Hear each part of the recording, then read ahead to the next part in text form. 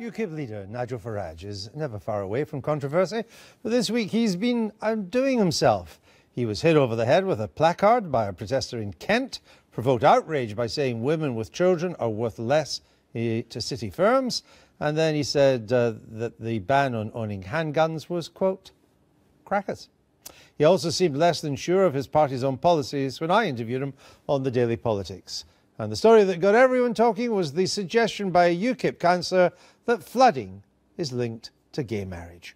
We'll talk about all of that in a moment, but first, over to Nigel with the weather.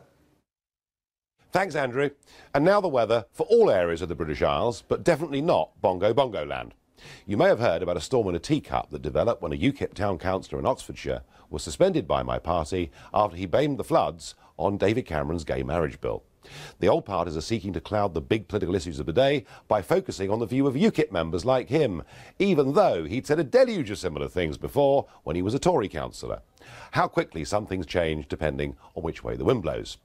Now, if you look around the UK, you'll see there are outbreaks of sometimes balmy, occasionally extremist views from people of all political persuasions.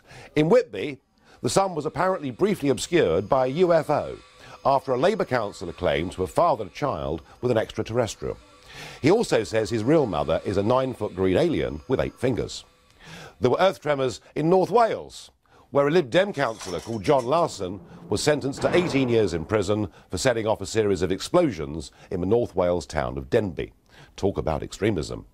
And the weather for those of you thinking about heading off for the slopes? Well, there were flurries of embarrassment for the Tories after MP Aidan Burley organised a Nazi-themed stag party at an alpine ski resort. Anyone thinking of heading off on holiday to Brussels this week, perhaps getting there on the gravy train, watch out for a warm front of relentless hot air. Back in Britain, and the long-range forecast, and we can see temperatures rising ahead of the European elections in May. It could get stormy, so I advise you to avoid light aircraft. We hope there'll be a sprinkling of real ale on lower-lying areas, outbreaks of common sense, and absolutely no chance of cyclonic fruitcakes. Back to you, Andrew, with the rest of the Sunday Politics. The weather, according to Nigel Farage.